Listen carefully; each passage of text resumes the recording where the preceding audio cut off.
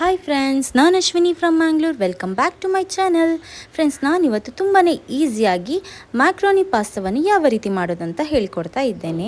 ಇದು ಬಂದುಬಿಟ್ಟು ದೊಡ್ಡವರಿಗಾಗಲಿ ಮಕ್ಕಳಿಗಾಗಲಿ ಎಲ್ಲರಿಗೆ ಸಹ ತುಂಬಾ ಇಷ್ಟ ಆಗುತ್ತೆ.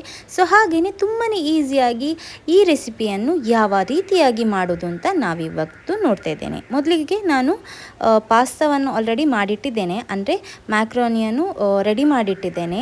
ಅದು ಹೇಗೆ ಅಂದರೆ ನೀರನ್ನು ಕುದಿಸುವಾಗ ಅದಕ್ಕೆ ಉಪ್ಪು ಮತ್ತು ಸ್ವಲ್ಪ 1 ಸ್ಪೂನ್ ಆಗುವಷ್ಟು ಎಣ್ಣೆ ಹಾಕಿ ಅದು ನೀರು ಕುದೀತಾ ಇರುವಾಗ ಅದಕ್ಕೆ ಮ್ಯಾಕ್ರೋನಿಗಳನ್ನು ಹಾಕಿ ಒಮ್ಮೆ ಚೆನ್ನಾಗಿ ಆ ಮ್ಯಾಕ್ರೋನಿ ಕುದಿ ಬರಬೇಕು, ಒಂದು ಕುದಿ ಬರಬೇಕು, ಆಗ ಸಾಫ್ಟ್ ಆಗ್ತದೆ. ನೀವು ನೈಫಿಂದ ಕಟ್ ಮಾಡುವಾಗ ಈಸಿಲಿ ಕಟ್ ಆಗಬೇಕು. ಈ ರೀತಿ ಆದರೆ ಅದು ರೆಡಿಯಾಗಿದೆ ಅಂತ ಅರ್ಥ. ಒಂದು ನೆನಪಿಟ್ಕೊಳ್ಳಿ, ಓವರ್ ಕುಕ್ ಆಗಬಾರ್ದು ಪಾಸ್ತಾ. ಓವರ್ ಕುಕ್ ಆದರೆ ತಿನ್ನಲಿಕ್ಕೆ ಚೆನ್ನಾಗಿರೋದಿಲ್ಲ, ತುಂಬ ಅಂಟಂಟ ರೀತಿ ಆಗುತ್ತದೆ. ಹಾಗಾಗಿ ಕರೆಕ್ಟಾಗಿ ಬೆಂದಿರುವ ಹಾಗೆ ನೋಡಿಕೊಳ್ಬೇಕು. ಜಾಸ್ತಿ ಕೂಡ ಬೆಂದಿರಬಾರ್ದು, ಕಡಿಮೆ ಕೂಡ ಬೆಂದಿರಬಾರ್ದು, ಆ ರೀತಿ ಕುಕ್ ಮಾಡಬೇಕು. ಸೊ ಈ ರೀತಿ ಆದ ನಂತರ ನಾನು ಯಾವ ರೀತಿ ಈಗ ಪಾಸ್ತಾ ರೆಡಿ ಮಾಡೋದಂತ ತೋರಿಸ್ತಿದ್ದೇನೆ. ನೋಡಿ, ಒಂದು ಪ್ಯಾನಿಗೆ ನಾನು ಒಂದು ಸ್ವಲ್ಪ ಎಣ್ಣೆ ಹಾಕ್ಕೊಂಡಿದ್ದೇನೆ. ಒಂದು 2 ಸ್ಪೂನ್ ಆಗುವಷ್ಟು ಎಣ್ಣೆ ಬಿಸಿ ಆದ ನಂತರ ಒಂದು 5-6 ಎಸಳು ಆಗುವಷ್ಟು ಬೆಳ್ಳುಳ್ಳಿಯನ್ನು ಈ ರೀತಿ ಚಿಕ್ಕದಾಗಿ ಕಟ್ ಮಾಡಿಬಿಟ್ಟು ಹಾಕ್ಕೊಂಡಿದ್ದೇನೆ. ಹಾಗೆಯೇ ಒಂದು ಸಣ್ಣ ಸೈಜ್ದು ಈರುಳ್ಳಿಯನ್ನು ಈ ರೀತಿ ಸಣ್ಣದಾಗಿ ಕಟ್ ಮಾಡಿಬಿಟ್ಟು ಹಾಕ್ಕೊಂಡಿದ್ದೇನೆ. ಇನ್ನಿದು ಚೆನ್ನಾಗಿ ಫ್ರೈ ಮಾಡ್ತಾ ಇದ್ದೇನೆ ನಾನು. ಬೆಳ್ಳುಳ್ಳಿಯ ಮತ್ತು ಈರುಳ್ಳಿಯ ಹಸಿ ಸ್ಮೆಲ್ ಹೋದರೆ ಸಾಕು, ಗೋಲ್ಡನ್ ಕಲರ್ ಏನು ಬರಬೇಕು ಅಂತಿಲ್ಲ, ಜಸ್ಟ್ ಇದರ ಸ್ಮೆಲ್ ಹೋಗುವ ತನಕ ಚೆನ್ನಾಗಿ ಫ್ರೈ ಮಾಡಿಕೊಳ್ಳಿ. ಸೊ ಇದಾದ ನಂತರ ಕ್ಯಾರೆಟನ್ನು ಸಣ್ಣಕ್ಕೆ ಪೀಸ್ ಮಾಡಿದ್ದೇನೆ. ನೀವು ಇದಕ್ಕೆ ಯಾವುದೇ ತರಕಾರಿಗಳನ್ನು ಹಾಕ್ಕೊಳ್ಬೋದು, ಅಂದರೆ ಕ್ಯಾರೆಟ್ ಆಗಲಿ, ಕ್ಯಾಪ್ಸಿಕಮ್ ಆಗಲಿ, ಮತ್ತು ಕ್ಯಾಬೇಜ್ ಕೂಡ ಸಣ್ಣದಾಗಿ ಕಟ್ ಮಾಡಿಬಿಟ್ಟು ಹಾಕ್ಕೊಳ್ತಾರೆ, ಅಂದರೆ ಈ ನೂಡಲ್ಸ್ ಎಲ್ಲ ರೆಡಿ ಮಾಡುವಾಗ ಹಾಕ್ಕೊಳ್ತಾರಲ್ಲ.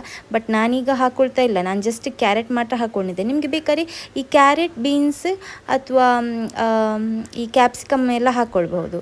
ನೋಡಿ, ಕ್ಯಾರೆಟ್ ಕೂಡ ಎಣ್ಣೆಯಲ್ಲಿ ಚೆನ್ನಾಗಿ ಫ್ರೈ ಆದ ನಂತರ ಇದಕ್ಕೆ ರುಚಿಗೆ ತಕ್ಕಷ್ಟು ಉಪ್ಪು ಹಾಕ್ಕೊಂಡಿದ್ದೇನೆ. ಉಪ್ಪು ನೋಡಿಕೊಂಡು ಹಾಕ್ಕೊಳ್ಬೇಕು, ಯಾಕಂದರೆ ನಾವು ಆಲ್ರೆಡಿ ಪಾಸ್ತಾ ಮಾಡುವಾಗ, ಅಂದರೆ ಮ್ಯಾಕ್ರೋನಿಗಳನ್ನು ಬೇಯಿಸುವಾಗ ಉಪ್ಪು ಹಾಕ್ಕೊಂಡಿರ್ತೇವೆ.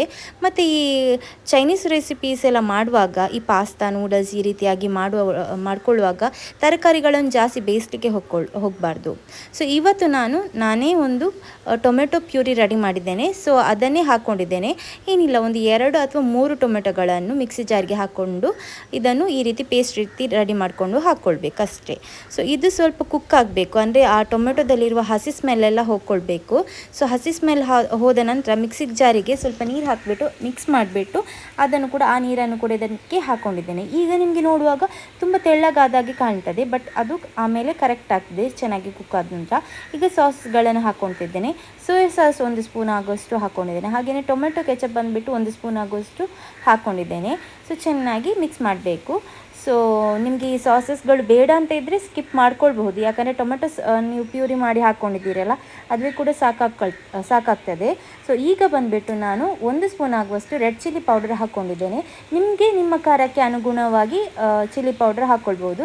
ಖಾರ ಸ್ವಲ್ಪ ಜಾಸ್ತಿ ಬೇಕಾದವರು ಜಾಸ್ತಿ ಕೂಡ ಹಾಕ್ಕೊಳ್ಬೋದು. ನಾನಿಲ್ಲಿ ಹಸಿ ಕಾಯಿ ಮೆಣಸು ಹಾಕ್ಕೊಳ್ಳಿಲ್ಲ, ಹಾಗಾಗಿ ರೆಡ್ ಚಿಲ್ಲಿ ಪೌಡರಲ್ಲೇ ಹಾಕ್ಕೊಂಡಿದ್ದೇನೆ.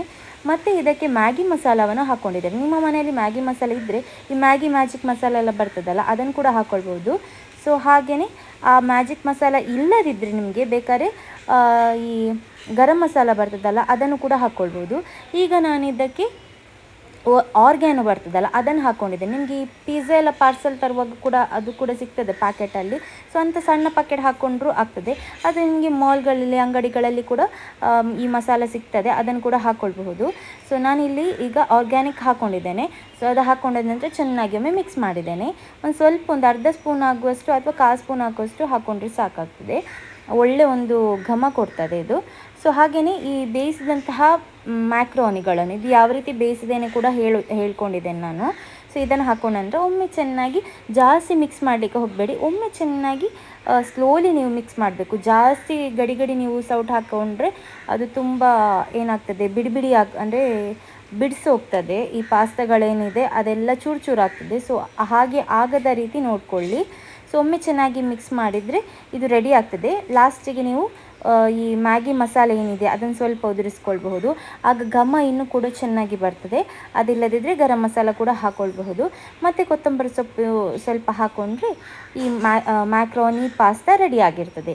ಇದು ಸಂಜೆಯ ತಿಂಡಿಗೆ ಕೂಡ ಮಾಡಬಹುದು. ಮಕ್ಕಳು ಜೋರು ಹಸಿವಾಗ್ತದೆ ಅಂತಲೇ ಹೇಳುವಾಗ ಕೂಡ ಪಟಾಪಟ್ ಅಂತ ಮಾಡ್ಕೊಳ್ಬೋದು. ಅಥವಾ ಬೆಳಿಗ್ಗೆ ಬ್ರೇಕ್ಫಾಸ್ಟ್ಗೆ ಕೂಡ ಮಾಡಬಹುದು. ಯಾಕಂದರೆ ತುಂಬಾ ಈಸಿ. ಮಕ್ಕಳಿಗೆ ಟಿಫಿನ್ಗಳಿಗೆ ಕೂಡ ಹಾಕ್ಕೊಂಡು ಕೊಡ್ಬೋದು. ಯಾಕಂದರೆ ಯಾವಾಗಲೂ ಒಂದೇ ಥರದ ತಿಂಡಿ ಅಥವಾ ಅನ್ನ ಸಾರು ಹಾಕ್ಕೊಂಡ್ರೆ ಎಲ್ಲ ಮಕ್ಕಳು ತಿನ್ನೋದಿಲ್ಲ. ಆಗ ಈ ರೀತಿಯಾಗಿ ಮಾಡಿಕೊಂಡ್ರೆ ಮಕ್ಕಳಿಗೆ ಕೂಡ ಖುಷಿಯಾಗಿ ತಿಂತಾರೆ. ಯಾವಾಗಲೂ ಒಂದೇ ಥರ ತಿಂಡಿ ಕೊಡುವ ಬದಲು ಒಂದೊಂದು ರೀತಿ ಒಂದೊಂದು ಥರ ತಿಂಡಿ ಮಾಡಿಕೊಟ್ರೆ ಅವರು ಕೂಡ ಇಷ್ಟಪಟ್ಟು ತಿಂತಾರಲ್ಲ. ಸೊ ವಿಡಿಯೋ ನೋಡಿದ್ದಕ್ಕೆ ಥ್ಯಾಂಕ್ ಯು ಸೋ ಮಚ್. ಇದೇ ರೀತಿ ಸಪೋರ್ಟ್ ಮಾಡ್ತಾಯಿರಿ.